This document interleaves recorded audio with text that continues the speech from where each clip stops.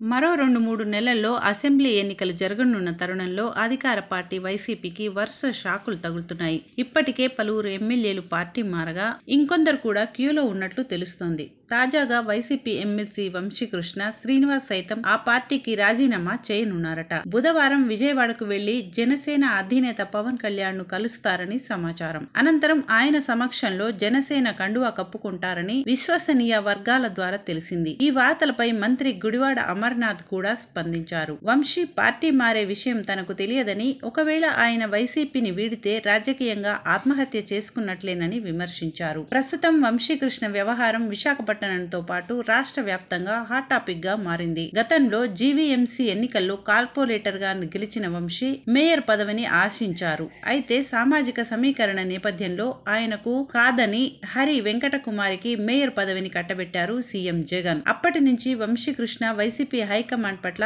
అసంతృప్తితో ఉన్నారు. ఈ క్రమంలోనే ఆయనకు గత ఏడాది జరిగిన స్థానిక సంస్థల ఎమ్మెల్సీ ఎన్నికల్లో విశాఖపట్నం నుంచి అవకాశం ఇచ్చారు. ఆయన ఎన్నికల్లో ఈజీగా గెలిచిన వంశీకృష్ణ శాసన మండలి సభ్యుడిగా కొనసాగుతున్నారు. ఎమ్మెల్సీ పదవి ఉన్నప్పటికీ వంశీకృష్ణ అసంతృప్తిగానే ఉన్నారు. వచ్చే ఎన్నికల్లో ఎమ్మెల్యేగా పోటీ చేయాలని భావిస్తున్నారు. విశాఖ తూర్పు నుంచి పోటీ చేయాలనుకుంటున్నారు. కానీ హైకమాండ్ మాత్రం ఆయనకు కాకుండా ఎంపీ పదవిని ఎంవివి సత్యనారాయణకు టికెట్ ఇవ్వాలని భావిస్తోంది. విశాఖ తూర్పు నియోజకవర్గ బాధ్యతలను ఆయనకు అప్పగిస్తారని, త్వరలోనే దీనిపై అధికారిక ప్రకటన వస్తుందని సమాచారం. వంశీకృష్ణ 2014లో ఇదే స్థానం నుంచి పోటీ చేసి ఓడిపోయారు. గత ఎన్నికల్లో అక్కరమాని విజయ నిర్మల పోటీ చేసి పరాజయం పాలయ్యారు. ఈ క్రమంలోనే బలమైన అభ్యర్థికి బరిలోకి దింపాలన్న ఉద్దేశంతో ఎంపీ ఎంవివిని సత్యనారాయణకు టికెట్ ఇచ్చే యోచనలో ఉన్నారు సీఎం జగన్. ఈ క్రమంలోనే పార్టీ తీరుపై అసంతృప్తిగా ఉన్న ఎమ్మెల్సీ వైసీపీని వీడాలని భావిస్తున్నారట.